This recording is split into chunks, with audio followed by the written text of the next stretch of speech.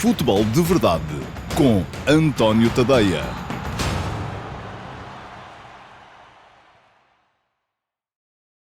Ora então, olá a todos, muito bom dia. Sejam muito bem-vindos à edição número 70 do Futebol de Verdade. Hoje é segunda-feira e é dia 13, tive que ver. 13 de novembro de 2023. Este é, conforme já vos disse, o número 70 do Futebol de Verdade para a temporada de 2023-2024. Hoje temos uma edição cheia, como acontece sempre às segundas-feiras após as jornadas de campeonato. Porquê? Porque depois do Q&A, da minha resposta às duas perguntas que selecionei entre as que me deixaram, seja na caixa de comentários dos programas de sexta-feira, aqui mesmo no meu canal de YouTube, seja na chatroom Perguntas do Discord, no meu servidor de Discord, ao qual acedem os subscritores premium do meu Substack, em tadeia.substack.com. Vamos ter ainda a reposição das edições do Futebol de Verdade Flash deste fim de semana. Isto é, já sabem, quem é subscritor premium do meu Substack e paga os tais 5€ por mês por essa possibilidade, recebe logo na noite dos jogos, entre muitas outras coisas, tem a vantagem de receber logo na noite dos jogos as edições do Futebol de Verdade Flash, com o meu comentário de cerca de 15 minutos aos jogos de Benfica, Flóculo Porto, Sporting Clube Braga e Sporting. Quer isto dizer que, no sábado à noite, receberam o Futebol de Verdade Flash relativo ao Vitória Sport Clube 1, Flóculo Porto 2, e que, ontem à noite, receberam o Futebol de Verdade Flash relativo ao Aroca 0, Sporting Clube Braga 1, e ao Benfica 2, Sporting 1. O jogo que fez com que ficasse tudo mais ou menos empatado ali na frente do campeonato, com Benfica e Sporting com o mesmo número de pontos, Flóculo Porto a 3 pontos e Sporting Clube Braga a 5. Portanto, está a liga ao rubro, conforme vos disse. Ora bem, quem era subscritor premium do meu Substack já recebeu ontem e anteontem essas edições do Futebol de Verdade Flash. Quem não é, muito bem, pode ver hoje. Pode ver aqui no final desta edição do Futebol de Verdade essas reposições dessas 3 edições do Futebol de Verdade Flash. Antes de entrar no Q&A, no entanto, queria dizer-vos aqui uma coisa que foi uma coisa da qual eu me apercebi durante este fim de semana. É que no sábado de manhã, final da manhã, houve Futebol de Verdade Report. O Futebol de Verdade Report, já sabem, é o programa de análise tática, cerca de meia hora, ou desta semana teve mais um bocadinho, teve 35 minutos à volta disso, que eu entrego também todas as semanas aos subscritores premium do meu Substack. Fica aqui o link para quem quiser dar lá um salto e perceber o que era o Futebol de Verdade Report desta semana. Era uma antevisão tática do Benfica Sporting. É verdade que o jogo já aconteceu, mas eu acho que o programa continua a fazer sentido, até porque muitas das coisas que eu lá disse acabaram por se verificar, nomeadamente o Benfica regressar à linha de 4 atrás, porque me parece que é um sistema em que o Benfica se sente muito mais confortável, porque não teve tempo, é normal, não teve tempo para trabalhar a linha de 3 ou a linha de 5, conforme quisermos chamar, ao 3-4-3, que Roger Schmidt foi utilizando. Bom, já sabem, houve Futebol de Verdade Report no sábado. Ele foi enviado para toda a gente, embora depois só os subscritores premium do meu Substack pudessem ver o vídeo. Os outros tinham só aquilo a que se chama, na gíria, o teaser. Isto é, podiam saber acerca do que se trata, mas para poderem ver o vídeo tinham que fazer a subscrição premium. E reparei numa coisa que eu achei curiosa. É que o total de subscritores gratuitos do meu Substack baixou neste fim de semana. Tem estado a crescer sempre, desde o início da época. Foram 142 novos subscritores no mês de agosto, 308 novos subscritores no mês de setembro, 98 novos subscritores no mês de outubro, mas neste fim de semana, que era fim de semana de derby, que à partida poderia ser um fim de semana com conteúdos muito interessantes, porque não só houve o report com a antevisão tática do derby, como houve depois o flash com o comentário ao derby e também aos outros jogos, como é evidente, mas aqui no fim de semana o total de subscritores baixou. Qual é que é a questão? A questão aqui é que as pessoas reagem, e eu percebi isso, enfim, estou sempre a aprender e gosto de partilhar estas coisas convosco, as pessoas reagem de forma negativa ao facto de terem ali um conteúdo que não podem ver. E eu acho que isso, enfim, eu tenho que vos pedir, de facto, perdão por ter aqui conteúdos que são exclusivos para subscritores pagantes, mas, de facto, isto é, para mim, volto a dizer, e digo isto com alguma frequência, é trabalho. e é normal que eu precise de retirar dividendos do meu trabalho. Portanto, aquilo que vos peço é que, se são subscritores gratuitos, têm que perceber também, e peço-vos que o façam, que compreendam também que há alguns conteúdos que têm que ser exclusivos para subscritores premium.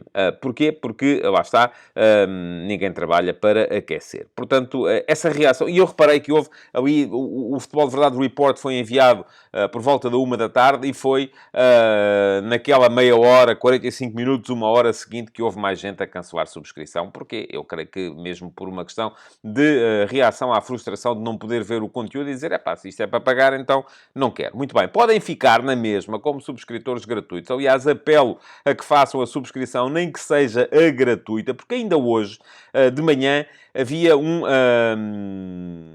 utilizador do Facebook que fez um comentário ao qual eu respondi, abri uma exceção para lhe responder, porque geralmente não respondo a comentários no Facebook. A dizer, o António está aí a criticar o Roger Schmidt por ter dado aquela resposta torta ao seu colega, a dizer que deve ser do Sporting ou do Porto e tal, mas depois também aqui não responde, também é mal educado, porque também não responde às pessoas. Eu volto a lembrar quais são as regras por aqui.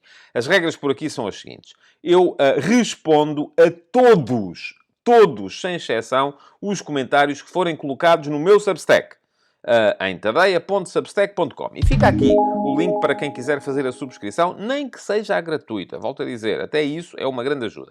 Não respondo a nenhum, e volto a dizer nenhum, e aquilo foi uma exceção, comentário que seja colocado no Facebook. Por duas razões. A primeira é que eu estou numa estratégia de fuga das redes sociais. Porque não, as redes sociais, cada vez mais, com os seus algoritmos que só favorecem a polémica estéril, o clickbait, os conteúdos virais que eu não sei fazer, e não vou aprender aos 53 anos, não me ajudam, só me prejudicam. Portanto, para mim as redes sociais são apenas para chamar gente para o Substack. E a segunda, e esta é a fundamental, é que eu parto do princípio que quem comenta no Substack é porque leu o texto, porque a caixinha de comentários aparece no fim. Quem comenta no Facebook, regra geral, leu o título ou nem leu coisa nenhuma e está só a reagir ao evento.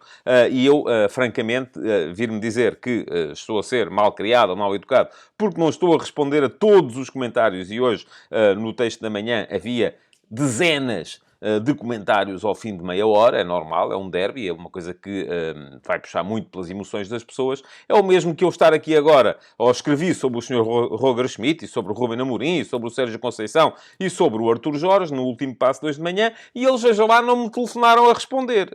Olha que mal educados, não é? Se calhar nem leram. É a mesma coisa. Eu, muitas vezes, comentários de Facebook, muito francamente, eu não trabalho para o Facebook, e, portanto, não é lá que eu estou a responder às pessoas, é no meu Substack. Volto a dizer, tadeia.substack.com. Há subscrições gratuitas, que também não conseguem, lá está, ver tudo, nem ler tudo, mas é normal que assim seja. Ainda assim, têm acesso todos os dias, de segunda a sexta-feira, ao Último Passo, que é a minha crónica matinal de reflexão sobre a atualidade do futebol nacional e internacional, e há subscrições pagas, que vos custam 5 € por mês ou 50 € por ano, se quiserem comprometer durante um ano com o meu jornalismo e têm, assim, acesso a 2 meses completamente à borla.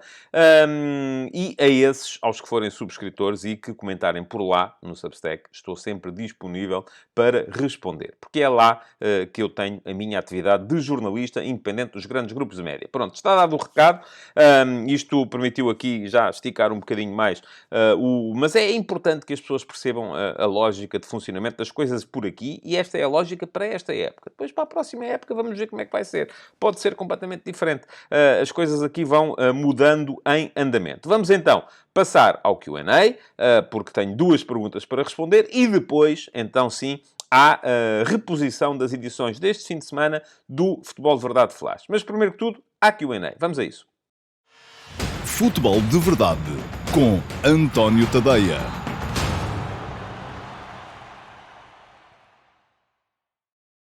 Ora, vamos lá então às respostas às duas perguntas que selecionei hoje para a edição do Q&A, da edição número 70 do Futebol de Verdade.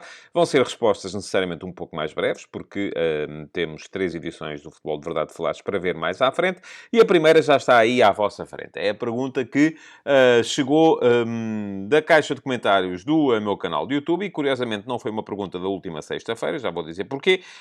Selecionei uma mais antiga, que veio do Filipe Oliveira. Obrigado, Filipe, pela pergunta que deixou. E pergunto ao Filipe o seguinte: bom dia, António. Esta temporada, os 3 clubes promovidos estão a realizar um bom início do campeonato, tendo já defrontado os 4 primeiros da época passada. O Estrela já defrontou todos. O que leva a este início tão bom? A dinâmica de vitórias da época transata? A competitividade da segunda Liga? O conhecimento dos pontos fracos e a melhoria do plantel no defeso? Apenas o Moreirense trocou de técnico.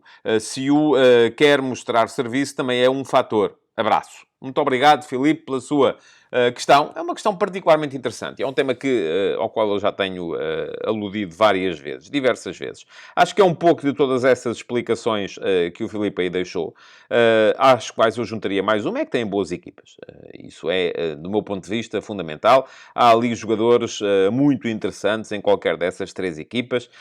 Parece-me que o Farense é quem tem mais talento, ainda assim, apesar de tudo. O Moreirense tem a equipa mais sólida, o Estrela tem a equipa mais física, e isso tem sido uma questão fundamental na forma como os 3 estão a encarar este início de campeonato. Mas há um bocadinho aqui de tudo. Porquê? Porque o facto das equipas chegarem da segunda Liga, onde foram primeiro, segundo e terceiro na época passada, eu já tinha falado aqui nisso, para falar, por exemplo, da questão do play-off entre o terceiro da segunda Liga e o 16º da primeira, que nas últimas épocas tem sido invariavelmente favorável ao terceiro da segunda Liga. Porquê? Porque é uma equipa que vem com dinâmica de vitória, é uma equipa que vem habituada a ganhar, que chegou ao final do seu campeonato em terceiro lugar, a defrontar uma equipa que vem com dinâmica de derrota, que vem com, enfim, moralmente afetada, porque acabou o campeonato num 16º lugar, perdeu mais jogos do que ganhou, e isso naturalmente também afeta a forma como a equipa reage. Depois, é preciso ter em conta essa questão, do meu ponto de vista, também muito importante, é que a nossa segunda Liga é um campeonato muito competitivo,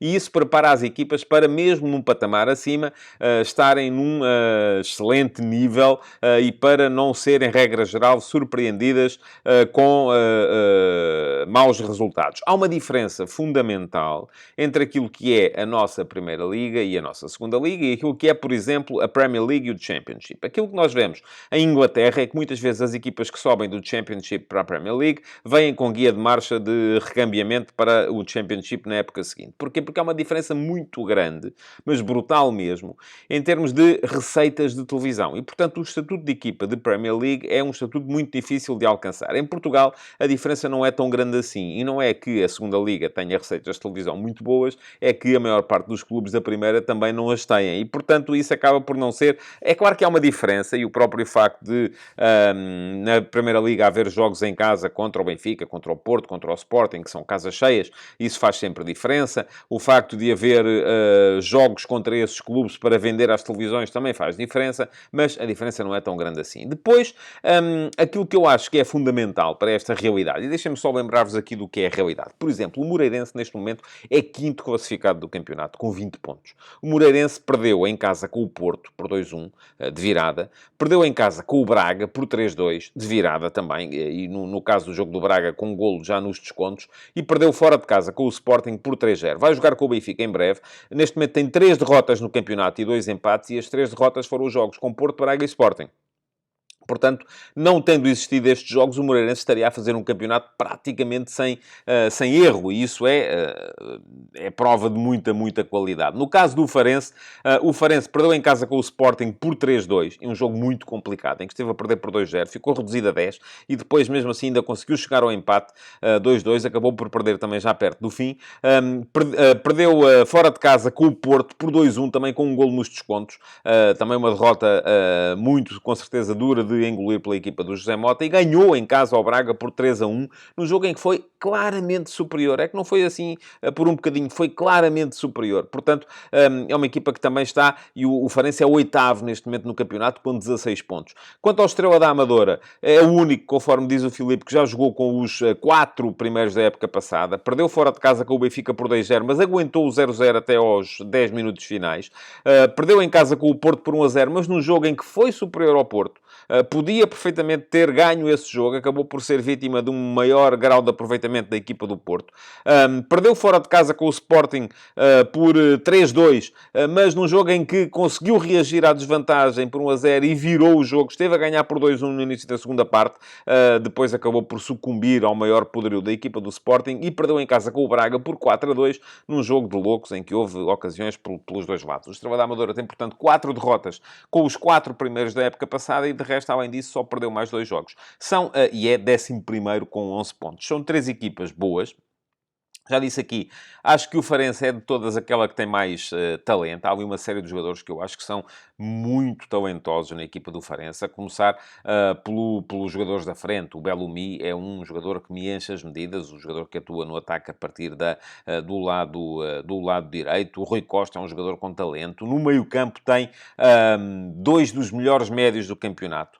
O Fabrício é um médio de uma continuidade extraordinária. É um jogador que é capaz de manter a equipa sempre ligada. O Mateus é um jogador de uma qualidade técnica também e de uma capacidade de finalização como não se vê muito. Está este ano a conseguir encontrar um nível de continuidade também que não lhe era muito habitual. Aliás, basta lembrar que ele esteve no Sporting e foi dispensado praticamente sem jogar muito. Esteve no Mafra, na segunda Liga, e foi dispensado também, mas está a encontrar no Farense do José Mota capacidade para se mostrar. É uma equipa que, do meu ponto de vista, não tem assim tanta qualidade atrás, e é isso que lhe tem custado algumas derrotas, mas tem muito talento. Quanto ao Moreirense, parece-me a mais sólida destas 3 equipas, muito também à conta de um meio-campo extraordinário, com o Alanzinho, com o Ofori, com o Franco. São 3 jogadores que se complementam. Depois há talento também na frente. É uma equipa mais sólida atrás do que é, por exemplo, a equipa do Farense. Parece-me uma equipa capaz de ficar tranquilamente a meio da tabela no final do campeonato. E o Estrela da Amadora, sendo das 3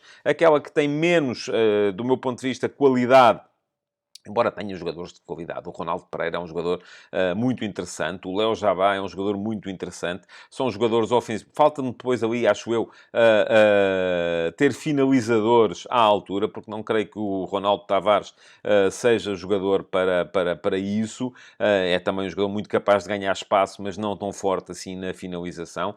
Parece-me que é aí que a equipa falha mais.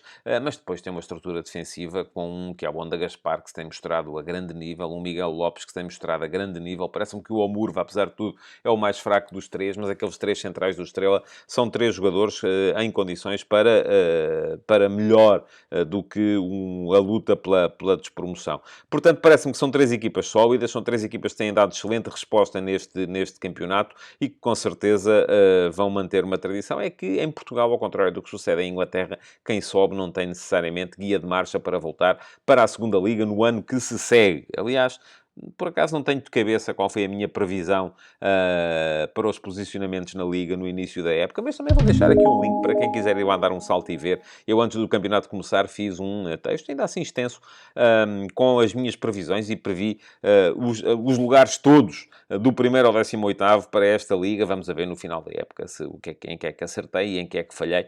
Estou em crer que ainda assim vou acertar em mais coisas do que vou falhar. Bom, respondida à pergunta do YouTube, deixem-me só dizer-vos então aqui aquilo que prometi dizer no início, é que escolhi uma pergunta um bocadinho mais antiga, tinha 3 dias, porque nas edições de sexta-feira, e houve 2, houve live e houve a edição do Q&A, a edição do Futebol de Verdade normal, não havia perguntas às quais eu pudesse responder. Havia comentários, e que eu agradeço também, até porque também ajudam no algoritmo, mas não havia perguntas. Portanto, meus amigos, vamos lá a deixar perguntas na caixa de comentários. Porquê? porque sem perguntas não há Q&A. E sem Q&A deixa de haver, assim, muita razão para haver futebol de verdade. Vamos lá deixar perguntas, se fazem favor. Já agora aproveitem para se inscreverem no canal, se é que não estão já inscritos. Fica aqui também o link para poderem fazê-lo. Se inscreverem no canal, e basta clicar em cima do botão que diz inscreve-te aqui, cliquem também, por favor, em cima do sino para ativar as notificações e serem avisados sempre que houver novos comentários, novos conteúdos no Futebol de Verdade, aqui no meu canal de YouTube. Já agora, aproveitem e deixem também o vosso like nesta emissão de hoje, porque já sabem, quanto mais likes, mais o algoritmo vai favorecer o programa e mais gente haverá a ver o programa. E com isto passamos para a segunda e última pergunta do Q&A de hoje, que é a pergunta que vem do meu servidor de Discord. No meu servidor de Discord há uma chatroom chamada Perguntas do Discord, onde os subscritores premium do meu Substack podem deixar perguntas e eu todos os dias escolho também uma para responder aqui no Futebol de Verdade. A de hoje foi colocada pelo Simão Rochinol, e o Simão Rochinol, para quem não sabe, é o primeiro subscritor premium do meu Substack. Estive a ver isso no outro dia. É o mais antigo de todos. É o subscritor número 1. É um jovem estudante de jornalismo é o número 1 entre os subscritores premium do meu Substack. Isto porquê? Porque estava a conversar com um dos subscritores no outro dia, ao dizer-me que também era dos mais antigos, e eu tive a curiosidade de ir ver quem era o mais antigo, e o mais antigo é mesmo o Simão. Bom, e o Simão pergunta o seguinte: Morato jogou a lateral esquerdo no derby. Será que Schmidt manterá esta aposta, ou é algo meramente circunstancial? E se mantiver, o que ganha o Benfica com esta aposta? Bom, é verdade. Morato, eu no report tinha dito que o Benfica tinha tudo a ganhar em voltar à linha de 4 atrás.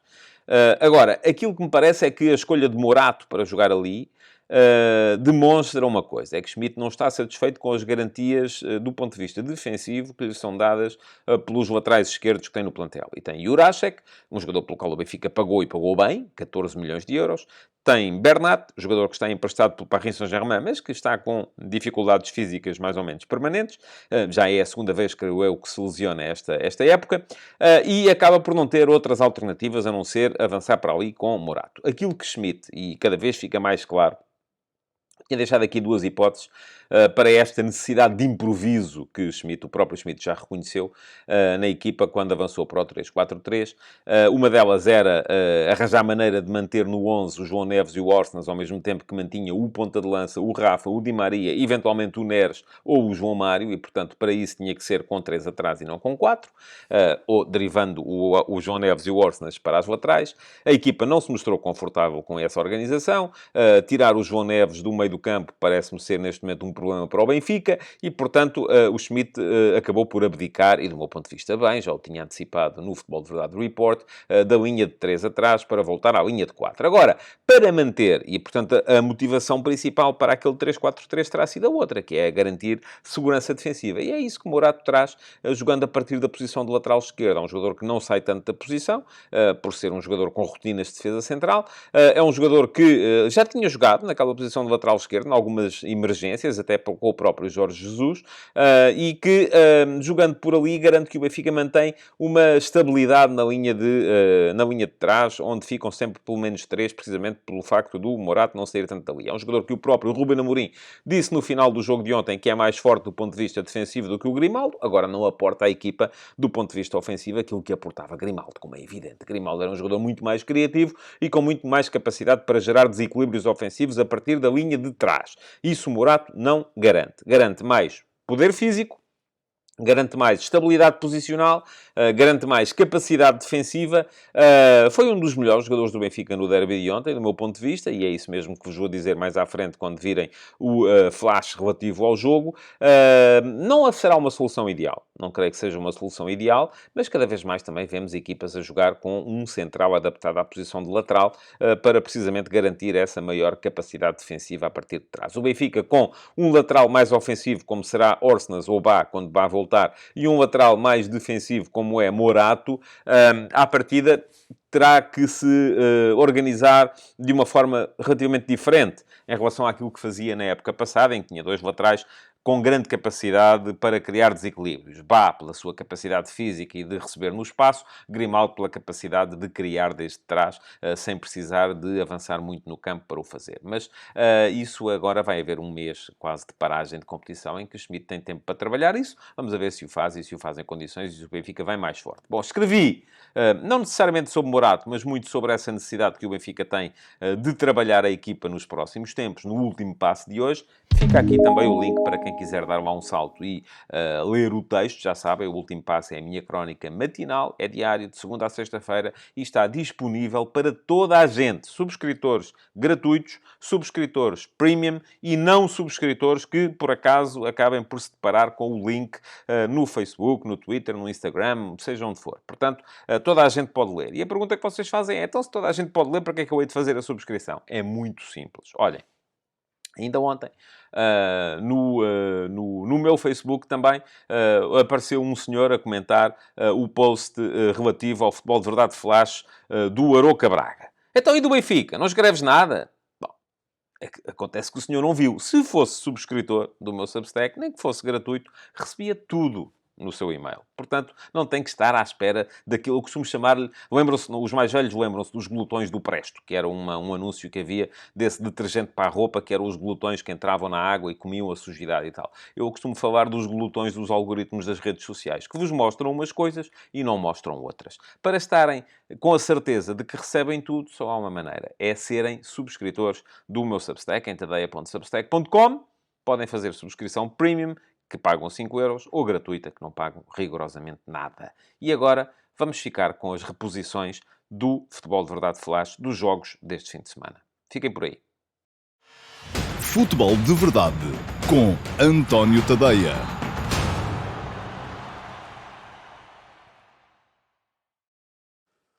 Olá a todos e sejam muito bem-vindos ao Futebol de Verdade Flash para o Vitória Sport Clube 1, Futebol Clube Porto 2. Um punhado de defesas de Diogo Costa, numa primeira parte falhada pelo coletivo, manteve o Flóculo Porto no jogo e estendeu a passadeira à recuperação e a uma vitória importantíssima em Guimarães, mais uma de virada no Campeonato dos Dragões. Zaidu, que estava a assinar uma exibição fraca, surgiu no fim de um cruzamento de Conceição para empatar e o filho do treinador marcou já na segunda parte o golo que decretou que a equipa tirará dividendos do resultado do derby entre Benfica e Sporting, com que se fecha esta 11ª jornada, seja ele qual for. A 8ª vitória do Flóculo Porto no campeonato veio assim no final do 6º jogo em que a equipa esteve em desvantagem no marcador. Mais de metade dos 11 que fez na prova. Mas não foi só isso. Veio no final de um jogo em que os indicadores estatísticos justificariam o resultado rigorosamente oposto. O Vitória acabou com 14 remates contra 9, 8-4 em tiros enquadrados e um índice de golos esperados de 2,3 contra o 1,0 dos comandados de Sérgio Conceição. Foram as 7 defesas de Diogo Costa a fazer a diferença. Em questão esteve, sobretudo, a incapacidade revelada na primeira parte pelo Flóculo Porto para controlar a profundidade. Sempre que o Vitória baixava João Mendes ou André Silva para o espaço entre as linhas defensivas portistas, era certinho que ia sair bola para as costas da defesa e sprint de Jota ou de um dos alas, Magá ou Mangas, para lançar a confusão na área. Mesmo aos 40 anos, Pepe ainda era o único membro da defesa portista a conseguir bater-se em velocidade com os homens da casa. Evanilson ainda teve a primeira ocasião de golo do desafio, um remate defendido por Varela logo aos 3 minutos, mas depois só deu vitória. É certo que os minhotos marcaram na primeira situação de perigo real de que beneficiaram. Ou melhor, na segunda, que a primeira, o penalti de André Silva, Diogo Costa ainda a deteve. O guarda-redes portista, aliás, ainda tocou também na recarga, mas sem a impedir de entrar. E oposto depois a Jota, aos 18 e aos 22 minutos, a André Silva, aos 34, e a Mangas, aos 38. E foi no meio disto tudo que um cruzamento de Conceição, feito de pé esquerdo na direita, encontrou Zaidu e o lateral portista foi mais forte no ar do que Magá, metendo a bola junto ao poste mais distante e longe do alcance de Varela. O empate ao intervalo era lisonjeiro para o Flóculo Porto, mas a verdade é que Conceição fez mais para acabar com ele do que Álvaro Pacheco, com as entradas de Galeno e Taremi e a mudança para o 4-4-2. O risco foi premiado com o 2-1, numa recuperação de Evanilson, que Conceição transformou em golo depois de encarar Tomás Ribeiro em mano a mano. E daí até a final, sem que o Vitória mostrasse novas armas, só fez uma substituição aos 75 minutos e as outras para lá dos 83, O Futebol Clube do Porto reforçou a componente física do seu meio-campo e deixou correr o jogo conforme estava. Partido a dar-lhe a possibilidade de acabar com tudo num contra-ataque. Não aconteceu, mas verdade seja dita, nunca mais a equipa da casa mostrou capacidade para voltar à modo de cima da partida, acabando derrotada pelo mérito do guarda-redes esportista, mas também pela sua própria incapacidade.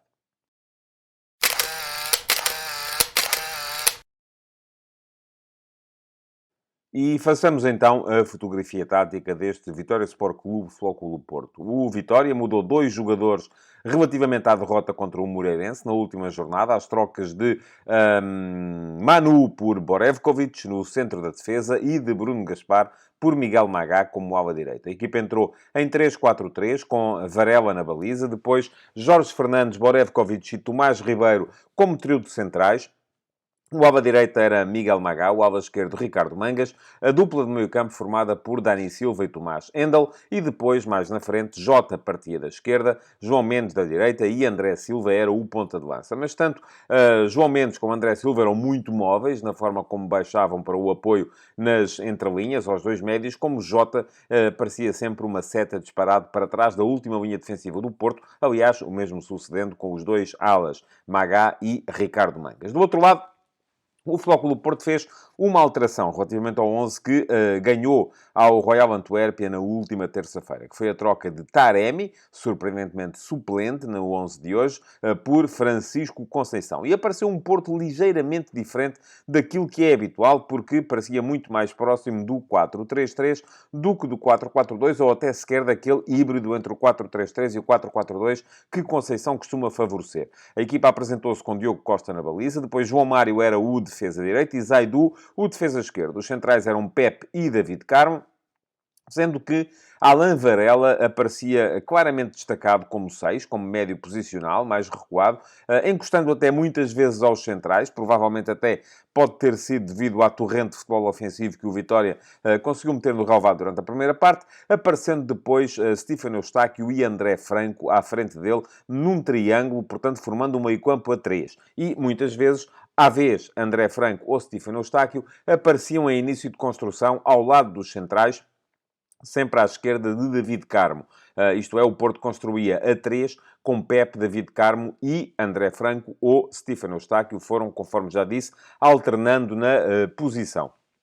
À frente, o Futebol Clube do Porto tinha PP no corredor esquerdo, tinha Francisco Conceição no corredor direito e jogava com Evanilson como único ponta de lança. O jogo, conforme já vos disse, foi decorrendo sempre muito na base da capacidade que o Vitória tinha para, recuperando a bola, jogar e ligar dentro do bloco portista, porque Alain Varela encostava muito aos centrais e havia ali muito espaço para jogar entre linhas e ali tanto o Endel como Dani Silva, como João Mendes, como André Silva apareciam em condições para lançar bolas para trás da última linha do Futebol Clube do Porto, onde surgiu em velocidade Jota, Mangas, Magá, enfim, era um autêntico ver-se Davias atrás da última linha do Futebol Clube do Porto. Ainda assim, com o empate ao intervalo, Sérgio Conceição não mexeu apenas ao minuto 55, quando Zaidu, lesionado, cedeu a vez a Galeno e André Franco cedeu também o lugar a Taremi. E isto levou a que o Futebol Clube do Porto entrasse, então, no tal híbrido entre o 4-3-3 e o 4-4-2. Porquê? Porque PP passou para o lateral esquerdo, onde estava Zaidu até aí. Galeno ficou claramente aberto no corredor esquerdo como avançado, como extremo. Do outro lado, então, o Futebol Clube do Porto metia um meio-campo onde tinha Alain Varela, tinha Stefano Eustáquio e metia Taremi à frente destes dois homens no apoio direto a Evanilson. O segundo golo do Futebol Clube do Porto apareceu logo a seguir e depois o Porto voltou a ter que mudar por uma questão física, porque Pepe se lesionou, entrou então Fábio Cardoso e só ao minuto 75 é que a equipa do Vitória mexeu pela primeira vez, trocando João Mendes por Butska, um ponta de lança mais posicional, mais físico do que André Silva, passando André Silva para a esquerda do ataque e Jota para a direita do ataque, mas mantendo o Álvaro Pacheco o seu 3-4-3.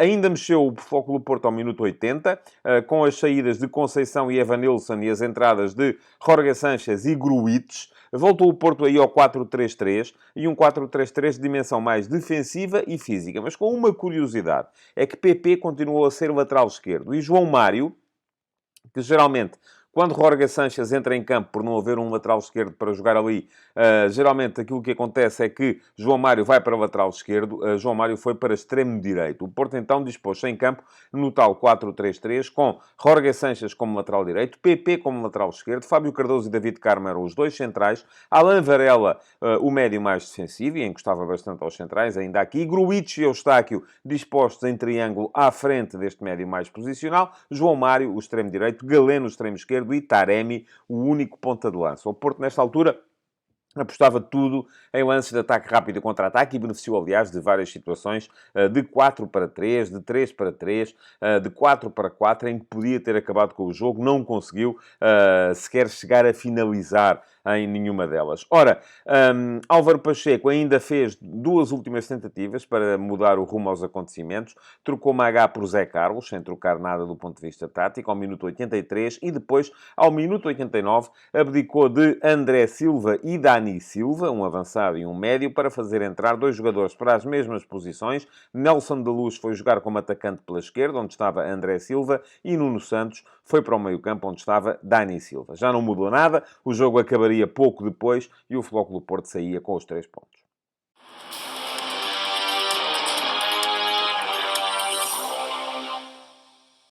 Por tudo aquilo que já vos disse, já veem que não há muita volta a dar em relação à escolha do herói do jogo deste Vitória Sport Clube, Futebol Clube do Porto. Mas centremos-nos primeiro na equipa do Vitória. Dos três de trás, Borevkovic, que foi aquele que está menos jogado, pareceu-me ser o mais eficaz. Depois, mais à frente, melhor Mangas do que Magá, o ala esquerdo do que o ala direito, os dois médios regulares, e nos três da frente, Jota foi aquele que mais se destacou, pelo menos na criação de situações de perigo, embora não tanto na sua finalização. Sempre muito competitivo, muito capaz de ganhar a profundidade, o avançado da equipa do Vitória, o que vem, por outro lado, também chamar a atenção para uma fragilidade da linha defensiva do Futebol Clube do Porto, onde Pepe, apesar dos seus 40 anos, era o único que mostrava velocidade suficiente para se bater com os sprints de Jota. Perdão, isto não está fácil. Do lado do Futebol Clube do Porto, houve algumas exibições fracas, houve exibições mais regulares. Por exemplo, João Mário não me pareceu estar mal.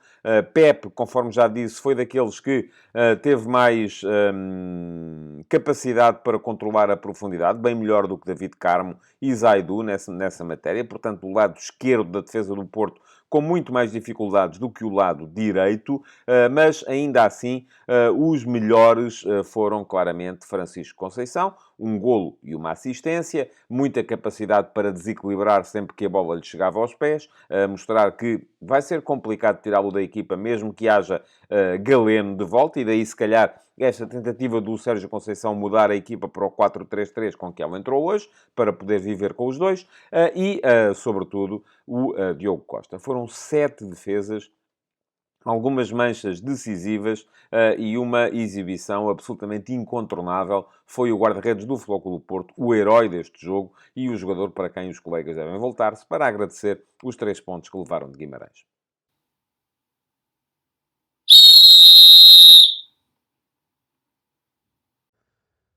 A arbitragem de Nuno Almeida fica marcada por um erro que não teve influência no resultado, porque o Futebol Clube do Porto acabou por vencer, que foi a não marcação de um penalti, que era um penalti estúpido, mas era um penalti que existiu de facto, por agarrão de Mangas em Pepe ao minuto 50. Os jogadores parecem ali um bocadinho entrelaçados no seguimento de uma bola parada, mas a verdade é que Mangas fica a agarrar o pulso de Pepe. A queda de Pepe depois é teatralizada e se calhar isso também acabou por ter um bocadinho de influência no facto de nem o árbitro nem o VAR terem assinalado aquilo que a mim, pelo menos, me pareceu ser um lance que justificaria a marcação de grande penalidade. De resto, absolutamente bem marcado o penalti por mão de João Mário. João Mário tem a mão mais aberta, tem o braço aberto em relação ao corpo. A bola que à frente dele passa por cima da cabeça de João Mendes, mas não desvia, acaba por lhe tabelar no braço após um cruzamento de Magá. Bem assinalada esta grande penalidade, tal como foi depois bem observado também, e a não marcação de uma grande penalidade que o Vitória pediu ao minuto 38, quando há um alívio de um jogador do Futebol Clube do Porto, muito em cima de Pepe, e a bola aparentemente, e digo aparentemente porque não houve repetições que o mostrassem, parece tabelar no braço do defesa portista, dentro da área também, mas foi um remate à queima, um desvio de trajetória muito próximo, e não me parece que aí se justificasse a marcação de qualquer lance de grande penalidade. De resto, pareceu-me que o Nuno Almeida estava mais atreito a apitar do que é costume, com a marcação de algumas faltas e faltinhas que não lhe ficam bem, mas no plano disciplinar pareceu-me também correta a sua avaliação de quase todos os lances. Não pode ser uma arbitragem positiva, porque deixou por marcar uma grande penalidade, mas pelo menos não teve influência no resultado final.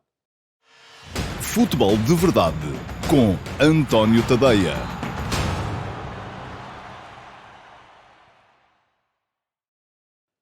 Olá a todos e sejam muito bem-vindos ao Futebol de Verdade Flash para o Futebol Clube Aroca 0, Sporting Clube Braga 1. Foi o primeiro jogo do Sporting Clube Braga sem sofrer golos nesta liga e valeu 3 pontos à equipa de Artur Jorge, à conta de um golo de Álvaro Jaló, ainda na primeira parte, período ao qual se seguiu um segundo tempo de controlo, sem brilho, mas sempre eficaz.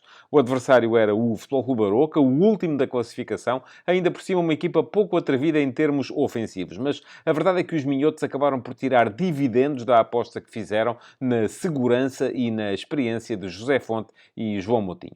Impulsionado pelo jogo de posse sem risco do experiente médio e pela capacidade do defesa central para manter seguro o seu último reduto, a aproveitar o facto de Relvado estar pesado e pouco rápido, este terá sido o Sporting Clube Braga ofensivamente menos brilhante da época, ou pelo menos desde a quarta jornada, quando empatou uma bola com o Sporting e terminou a partida com um índice de golos esperados de apenas 0,4.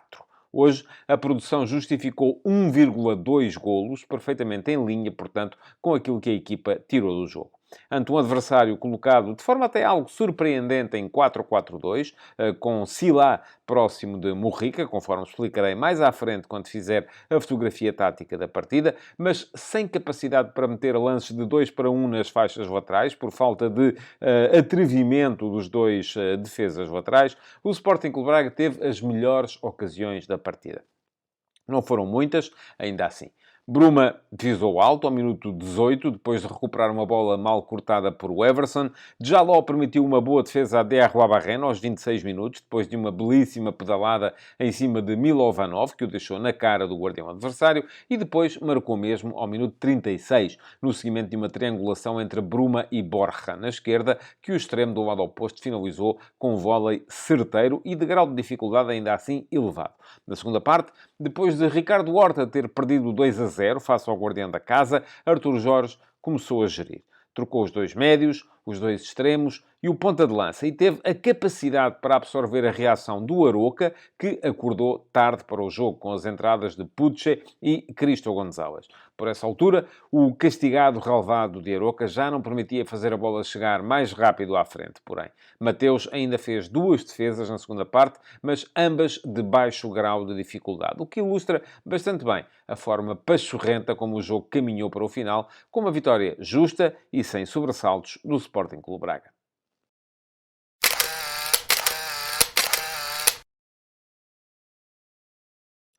Ora, vamos então à fotografia tática deste Aroca Sporting Clube Braga e para vos dizer que o Aroca de Daniel Ramos apareceu hoje posicionado em campo mais próximo do 4-4-2. As ausências no quarteto mais recuado, não só de Mateus Quaresma, lesionado de longa data, mas também de Rafael Fernandes e de Tiago Jogaio, que tem vínculo com o Sporting Clube Braga e por isso não poderia jogar, levou Daniel Ramos a apostar numa linha de 4 atrás, com Ravi Montero e Galovic como centrais.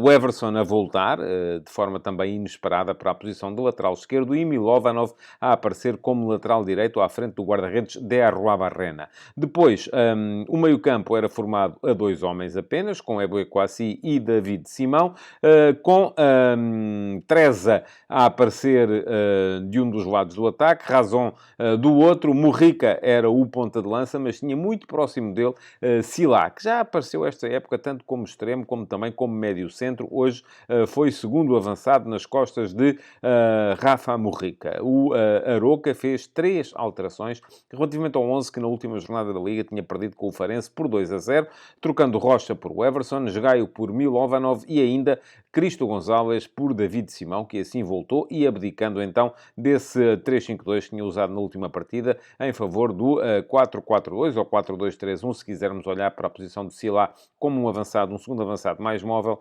na partida de hoje. Quanto ao Sporting Clube Braga, Artur Jorge fez 2 alterações relativamente à derrota em Madrid para a Liga dos Campeões a meio da semana.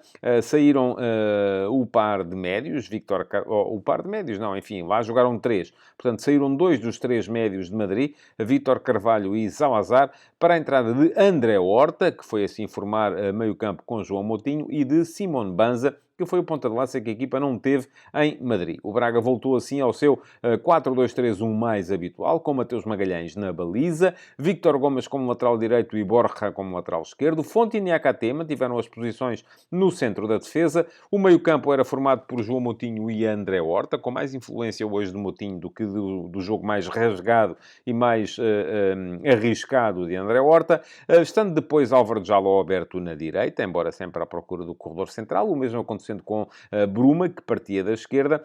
Ricardo Horta era o segundo avançado, o 10, vamos chamar-lhe assim, nas costas do ponta de lança que voltava, que era Simone Banza. Ora, isto depois, o Aroca foi o primeiro a mexer, porque o Everson, que voltava de lesão, acabou por ter de sair ainda à meio da primeira parte, antes da meia hora, magoado, ter-se-á ressentido e sem ter uma alternativa absolutamente válida e rotinada para a posição, Daniel Ramos chamou Moses, que um habitual extremo direito, que foi jogar hoje como defesa esquerda. Não comprometeu por aí além, também o jogo não esteve muito para grandes complicações. O Braga mexeu ao intervalo, trocando de pontas de lança.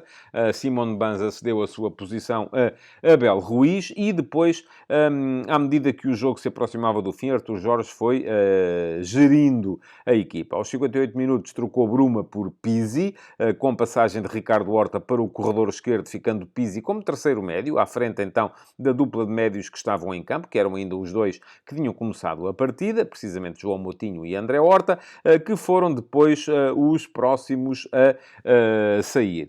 O André Horta saiu ao minuto 67, cedendo a posição a Salazar, e o João Moutinho saiu depois ao minuto 74 para entrar o Vítor Carvalho. Antes de finalizar a partida, Artur Jorge ainda trocou de Jaló pelo veloz Roger, que, no entanto, acabou por não ter grande influência no jogo, mas foi colocar-se também na direita do ataque, onde estava o autor do golo do Sporting Clube Braga. Quanto ao Aroca, o que é que fez então Daniel Ramos para tentar mudar o rumo aos acontecimentos? Aos 67 minutos, fez sair Treza, o extremo direito, e Razon, o extremo esquerdo, para as entradas de Puche e Cristo Gonzalez. O Aroca passou então a 4-3-3, com Morrica como ponta de lança, Sila passou para extremo direito, Puche ficou como extremo esquerdo e Cristo Gonzalez aparecia na posição 10 como segundo ponta de lança, atrás de Morrica, e veio de facto mexer um bocadinho com o jogo por parte da equipa da casa. Mais à frente, ao minuto 85, as 2 alterações que restavam a Daniel Ramos foram feitas já tarde, provavelmente para terem qualquer influência no jogo. Foram as saídas de Sila por Mitchell e de Pedro Santos por Eboué. Isto levou à passagem de Puche para o lado direito do ataque e de Mitchell para o lado esquerdo do ataque, mas era já tarde para que o Aroca pudesse fazer, fosse o que fosse com esta partida, de que o Braga saiu, então, justamente como vencedor.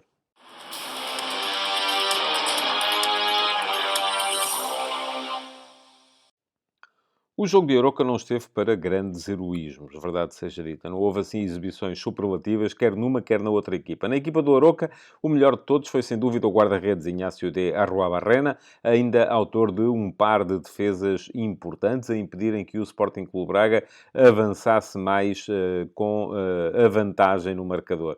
De resto, algumas dificuldades para controlar o jogo no último reduto, laterais pouco ofensivos e sem capacidade para aportarem, fosse o que fosse, à equipa no apoio aos dois extremos, porque muito disso dependia a produtividade ofensiva da equipa do Aroca.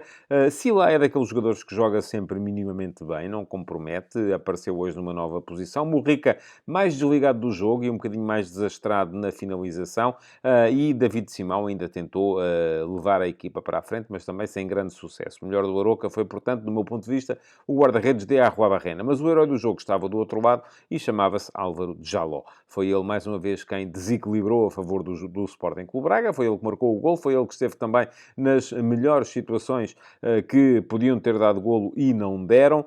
Ainda que seja, do meu ponto de vista, importante referir que a equipa jogou muito ao ritmo de João Moutinho, um jogador, enfim, que não perde a bola, geralmente entrega sempre redondo e por isso mesmo faz com que a equipa tenha mais posse, tenha mais segurança na posse, e foi um jogador importante hoje. Aliás, teve mais impacto na organização do meio-campo do Sporting Clube Braga do que André Horta, um jogador mais vertical que vê mais os homens que estão à frente dele. Bruma também não esteve mal na partida, como estiveram bem todos os elementos do quarteto mais recuado. Borja e Victor Gomes sempre disponíveis para auxiliar em termos ofensivos e o guarda-redes Mateus Magalhães, ainda assim, com 2 ou 3 defesas, embora nenhuma delas de grau de dificuldade verdadeiramente elevado. Portanto, herói do jogo para mim, hoje, Álvaro do Jaló, mais uma vez, na equipa do Sporting Clube Braga.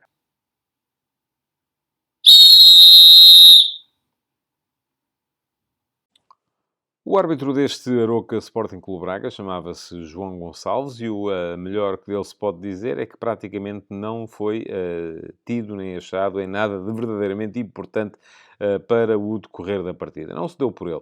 Foi uma arbitragem, portanto, boa, positiva, por parte deste juiz, que no único lance mais polémico, foi um pedido de grande penalidade de Rafa Murrica após uma jogada com Borja na área do Sporting Clube Braga, decidiu bem. Não houve qualquer falta e, portanto, não havia lugar à marcação de penalti a favor do Aroca. De resto, bem na amostragem dos cartões amarelos, não se impôs ao jogo através da marcação excessiva de faltas, acabou por ser uma boa arbitragem, então, de João Gonçalves, sem qualquer influência no resultado final desta partida. Futebol de Verdade, com António Tadeia.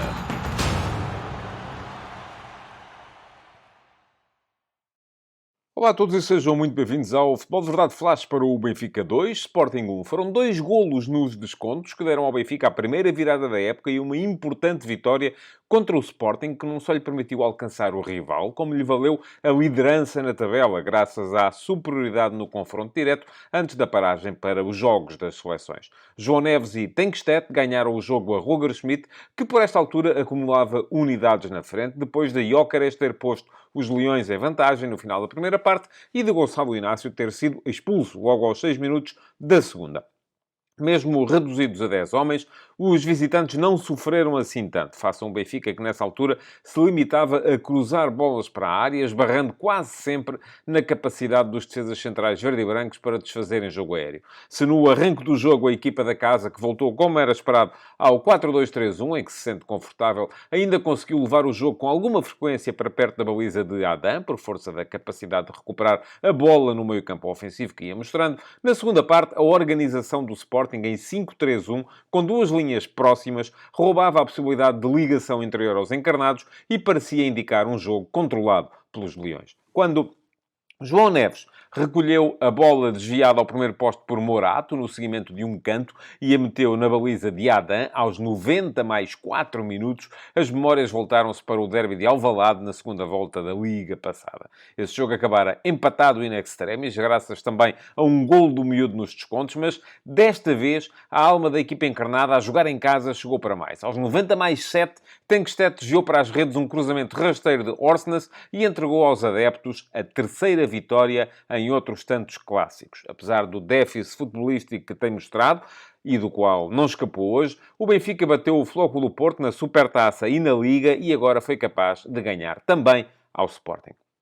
O início de jogo mostrou um Benfica agressivo na reação à perda, mas capaz de jogar com o critério largo adotado por Soares Dias, a ponto de lhe ter sido assinalada a primeira falta para lá da meia hora. Enquanto o Sporting não estabilizou a saída de bola, os encarnados tiveram ascendente.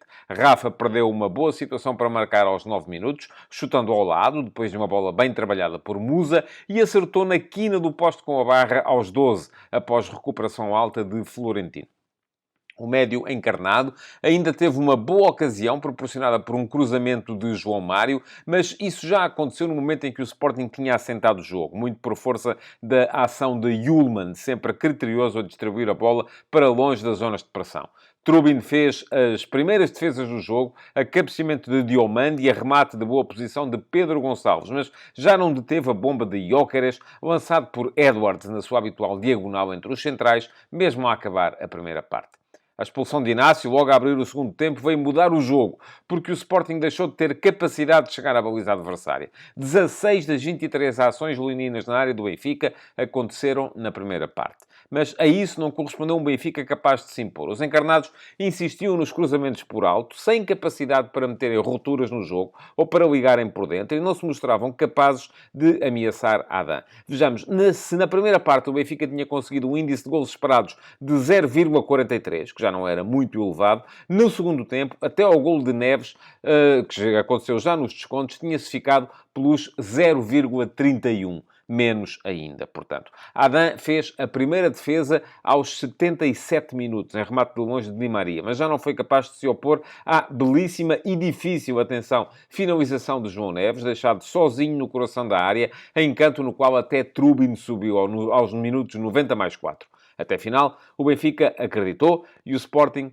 tremeu, valendo a acumulação de gente na frente um segundo golo marcado pelo improvável Tenkstedt após lance em que Orsnes decidiu finalmente meter a bola na área por baixo. Foi tão épica a vitória para o Benfica como terá sido devastadora a derrota para o Sporting. Desta forma, relançando a Liga, que assim entra no segundo terço com 2 líderes.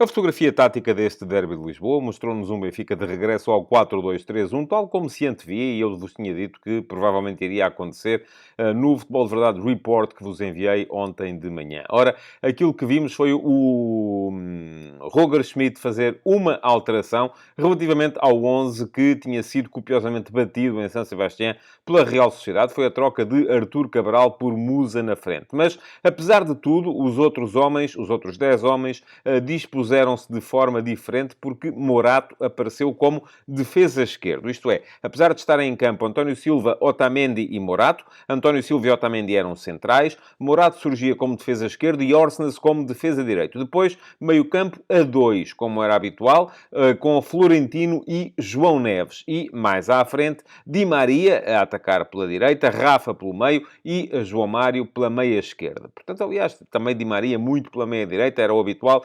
4-2-3-1, aquele sistema em que o Benfica se sente mais confortável desde a temporada passada. Quanto ao Sporting, mudou muita gente relativamente ao jogo contra o Rakov, que aconteceu na quinta-feira para a Liga Europa, mas mudou de volta àquilo que é o seu 11 mais habitual.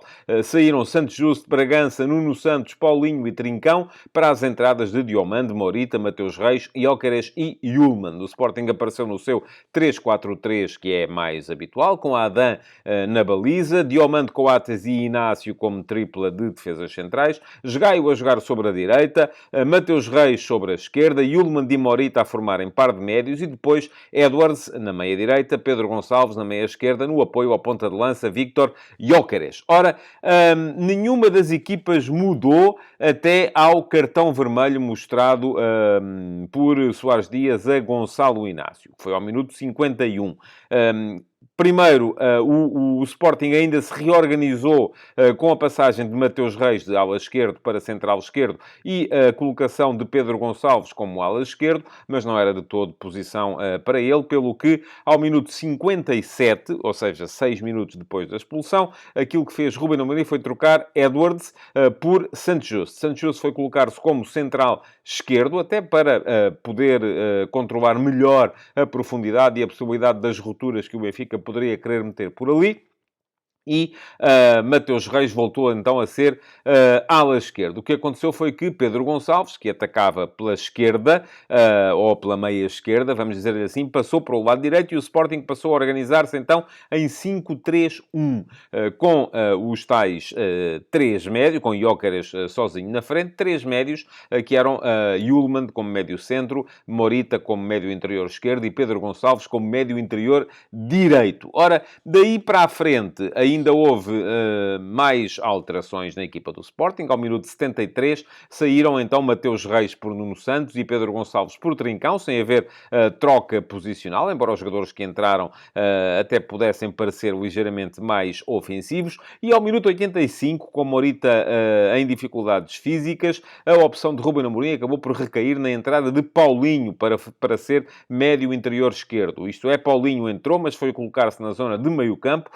Ruben Amorim explicou depois, no final, na conferência de imprensa, que terá tido um pouco que ver com a necessidade de antecipar um Benfica que estava a abusar ou a pedir cada vez mais futebol aéreo para a área adversária. Quanto ao Benfica, mudou pouco e tarde, do meu ponto de vista. Poderia Roger Schmidt ter sido um bocadinho mais ambicioso enquanto estava a jogar contra 10 homens. Ao minuto 64, é verdade que meteu mais um avançado no campo. Porquê? Porque trocou Musa por Artur Cabral, mas trocou também Florentino por Tengsted. Tengsted foi jogar para a meia esquerda, derivando então Rafa para a meia direita do ataque. Ora, e João Mário, que estava no apoio direto ao ponta de lança, passou a formar par de médios com João Neves nessa altura.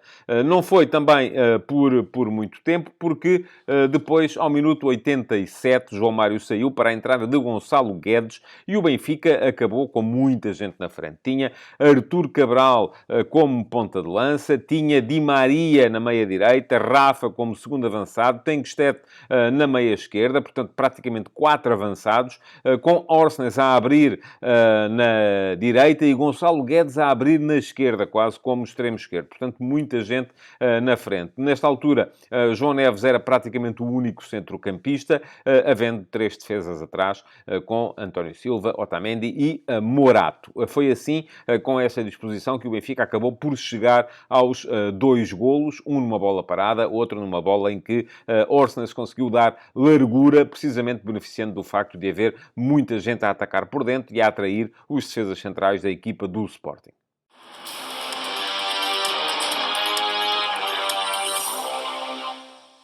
Ficou difícil para os jogadores do Sporting acabarem por se converter em heróis deste jogo, embora Hjulmand tenha estado muito próximo de o conseguir. Diomande também fez um bom jogo, apesar de uma perda de bola comprometedora ainda no início da partida, mas depois sempre muito seguro na forma de desfazer os cruzamentos feitos pelo adversário. Hjulmand sempre criterioso, sempre capaz de tirar a bola das zonas de pressão. Foi muito à conta dele que a equipa chegou à frente. Edwards intermitente, mas genial no lance do gol de Gyökeres, também uma belíssima finalização, embora me tenha parecido que a equipa do Sporting esteve sempre muito longe de Gyökeres, mesmo durante a primeira parte. Mas no final foi o Benfica quem conseguiu esta reviravolta épica, pelo que a procura do herói se vira para o outro lado. E no lado do Benfica, houve algumas exibições positivas também. Morato fez um belíssimo jogo como defesa esquerdo. Se calhar, à quarta, Roger Schmidt terá finalmente acertado, depois de já ter experimentado por ali Bernat, Jurasek e Orsnes. Foi com Morato, um central esquerdino, que teve hoje uma belíssima contribuição para a partida do Benfica. Florentino foi forte na capacidade para recuperar bola na frente, da mesma forma que Rafa tentou sempre meter aceleração, mas foi-se perdendo à medida que o jogo ia avançando. Di Maria um bocadinho longe do jogo, para mim, o herói da partida para o Benfica. Orsnes também fez um bom jogo, atenção, é bom dizê-lo, mas o herói do Benfica na partida de hoje só pode mesmo ter sido João Neves. Muito importante a conduzir, a queimar linhas em posse durante a primeira parte, naquela que foi a melhor fase do Benfica, aqueles primeiros 20 minutos, foi quando o Benfica esteve, de facto, por cima no jogo, e depois acaba por pertencer-lhe o golo que acorda o vulcão da luz e que dá ao Benfica a possibilidade de partir para a vitória já conquistada no período de descontos. Herói do jogo, João Neves.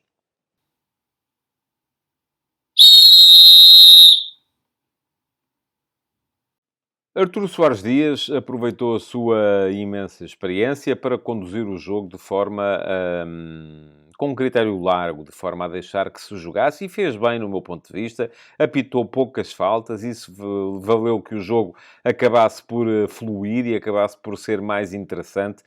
Porquê? Porque não estava constantemente a ser interrompido. E é esse mesmo critério largo que tem que ser usado quando se olha para as muitas reclamações de lances para grande penalidade feitas pelo Benfica ao longo da partida. Não me parece que tenha havido grande penalidade de Diomande sobre Musa ao minuto 9, quando até mais os adeptos do que os jogadores, porque no campo ninguém se queixou do Benfica, se queixaram de um pisão de Diomande em Musa. Não houve grande penalidade de Diomande sobre João Mário ao minuto 33, quando o defesa central do Sporting coloca o braço frente ao peito do médio ofensivo do Benfica, que aproveitou o facto do braço lá está para se deixar cair. Não houve também grande penalidade de Mateus Reis sobre Rafa ao minuto 63. É Rafa quem vai contra Mateus Reis, que tinha a posição ganha, e no meu ponto de vista não houve também grande penalidade de Morita sobre Otamendi. Os dois jogadores saltam à bola, ambos têm os braços abertos e acaba por ser Otamendi quem vai acertar no braço de Morita, depois acabando por se queixar dessa mesma colisão. Esteve bem Soares Dias na expulsão de Gonçalo Inácio, são 2 cartões amarelos de livro,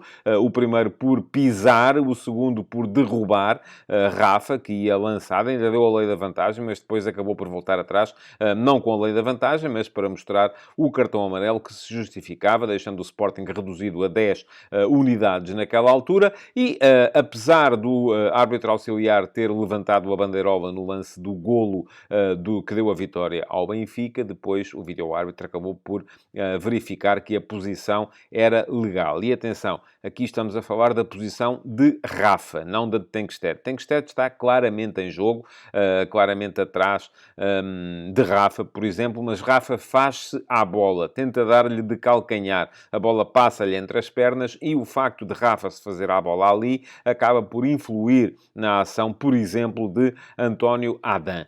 Portanto, se Rafa estivesse adiantado, o fora de jogo teria que ser assinalado, mesmo não tendo ele tocado na bola, porque se fez ao lance. Mas aquilo que as linhas colocadas na Cidade do Futebol vieram a mostrar foi que Rafa estava em jogo por 4 centímetros, portanto, golo legal, este marcado por Tenkstedt. Boa arbitragem, em suma, a de Arturo Soares Dias. Futebol de Verdade, de segunda a sexta-feira, às 12h30.